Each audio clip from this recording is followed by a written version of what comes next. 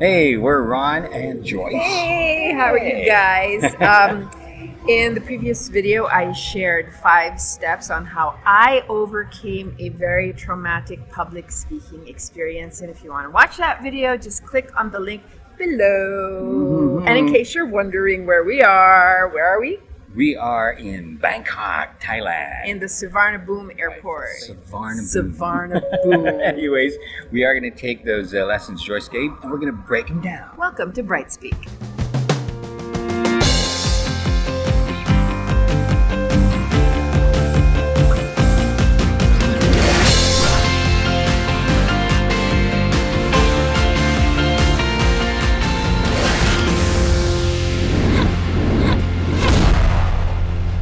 Overcoming an embarrassing public speaking moment or experience isn't easy. Nope. And if it is a traumatic public speaking experience, it is even harder to overcome. Just like yours, right? Just like mine. yours. In my case, it was a very embarrassing boo-boo on national TV. Live. It was a live show, and I was just devastated by this mistake. I was so traumatized.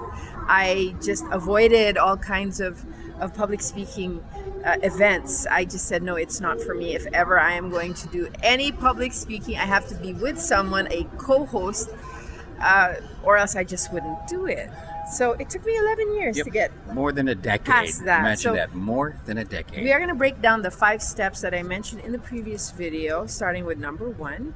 I had a great mentor. Ta-da! Ron was my mentor. And let me ask you, Ron, what was I like then when you started training me for radio? Could you see how traumatized I was? You're laughing. You can see. I'll use this word. She was fragile. Like a wine glass, I hope. Okay, well, I cannot stress this enough. It's very important that you find a good mentor, a mentor who understands where you're at and where you need to go. Now, when I say a good mentor, I don't just mean somebody who cheers you on, because we all need cheerleaders, right? Of course. And a mentor does cheer you on at the right time in the right place, but a good mentor doesn't just stroke your ego. A great mentor will tell you where you need to improve and will show you methods and techniques and do some training with you to help you get there, because after all, that is exactly what a mentor is supposed to do. So, in other words, a mentor critiques. That's right. You'll get And if you have a mentor, you have to be open to accepting that criticism. And was I open? Yeah, you were open enough. Okay, so make sure you find yourself a good mentor if you can, a great mentor, not just cheerleaders, okay? You need somebody to help you grow. But what if you can't, or you don't have access to a mentor where you live? Well, hey, that's why we're here. We're online. Yeah, you can come to us online. You can subscribe to our free videos, and we will encourage you. We will cheer you on, and we will give you all these little secrets and techniques on how to become a better communicator. Okay, the second step I talked about was step-by-step, bite-sized training. Okay, let me break that down into 2 parts, okay? First, step by step. Then we'll take a look at bite size right now. Here's the thing you need to realize. A lot of us, we all have goals and dreams. You know, we want to do great things. So the first thing to do is to realize that it takes steps to get to your goal. To get from step A to step B is a process. That's the first part. The second part, when you said the bite-sized training. Now you measure things and say what and how many steps, what kind of steps are doable for me to eventually get to that goal.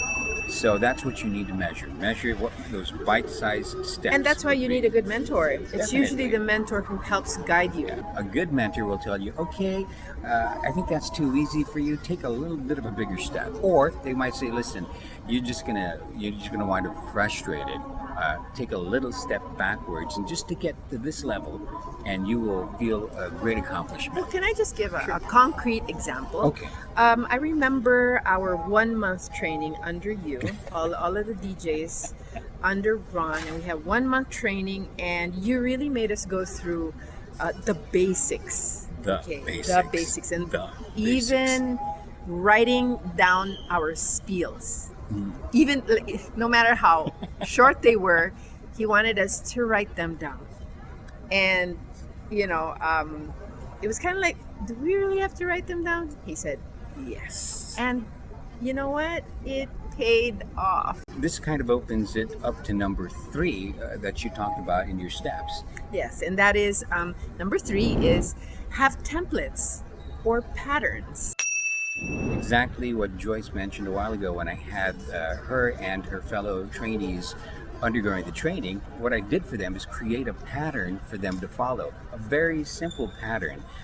They had to, do you remember what the pattern is? Yeah. I cannot ever See, forget. she'll never so forget. the most basic pattern was this. You say the name of the station. You say your name. That's like super basic, and then you can say the name of the song you're about to play. There you go. That's it. Those 3 things were like Simple super pattern. basic. Simple pattern. Hello, this is NU107. I'm JD, and I'm about to play a song by Bush for you. I hope you like it. Okay, there you go. Establishing patterns helps you because it helps you fall into a comfort zone. Let's give another example outside of radio. Right. When people are asked to introduce them, this happens to all of us. We're in school, we need to introduce ourselves. We meet people. Introduce yourself. Could you please introduce yourself? So You're going to look at the crowd and say, well, what am I going to say? Well, automatically fall into that pattern. Okay, I'm just going to say hi. I'm going to say my name. And let me think of 1 or 2 things I might say. And then I'll say, I'm really happy to be here. So boom. Knowing that you already know you're going to say, hi, my name is, I'll pick 1 or 2 things to say, and then I'm glad to be here. Let you already fall into, something familiar and put you in a little bit of a comfort zone. There you have it. let's go to number 4. Number 4 is doing the same thing over and over and over again, even if it gets so boring. I think this is probably clear cut. It's the best thing It is. for me. Doing something over and over again gives you the opportunity to test if it really works. It's as simple as that. The more you do it, the more you can bend it around, the more you feel comfortable adding in a little bit of a variation. It's not quite, what's that adage? Practice makes perfect. It's not quite that, but it's something along that line. You got to let it feel like it's almost automatic. Okay, number 5, limited freedom. Oh, this is really important. Let me tell you a story. The very first time I went on air prime time was because the morning show DJ got sick. So the Lucky you! Yeah, lucky Lucky me. duck. We would think so, right? But the owner of the station said, you can only say 2 things: name of the station and the time. Name of the station and the time. Nothing else. So of course I felt like, come on, I can. That's right. But Give he me more said, to say, please. name of the station and the time. Boy, I'll tell you what, I sat there and all of a sudden saying the name of the station and the time seemed more complicated. Why? It was Why? just, I sat there and first of all I just started repeating it myself. Name of the station, I was like 7:25. Getting ready to say it as I'm watching this song come to its end, and I'm saying in my head, name of the station 7:25, and all of a sudden I start saying, what if the clock changes to 7:26? You add in a new element, which is like pushing the button of the microphone, putting That's in the right. next song. That's right. So this is the same thing in public speaking.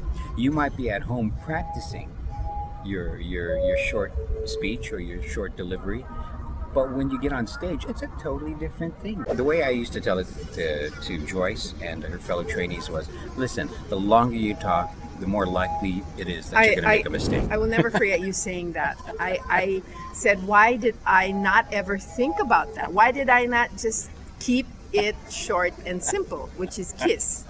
Why do I have it in my head that if I'm asked to talk, I have to say a lot? No, you just mess yourself up, especially if you're not a professional speaker. So I'm like, oh yeah, actually, the people that go up there say hi, say something really short and snappy, and then they get out of there really quick. they look pretty good. They look like they know what they're doing. Okay, the bottom line is this. When you open your mouth to speak, it should be with purpose. And if you have a specific purpose, get in there, do your thing, and get out. All right? If you don't have much to say, don't say much. I like that one.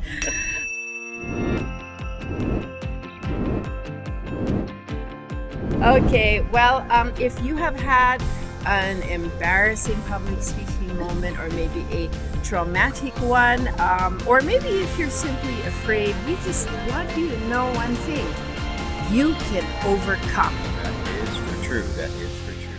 But wait, we're not yet done. If you really like this video, or even if you liked it just a little bit, please subscribe, please click on the like button. Tell us that you love us, because we love you. We'll see you next time. Bye.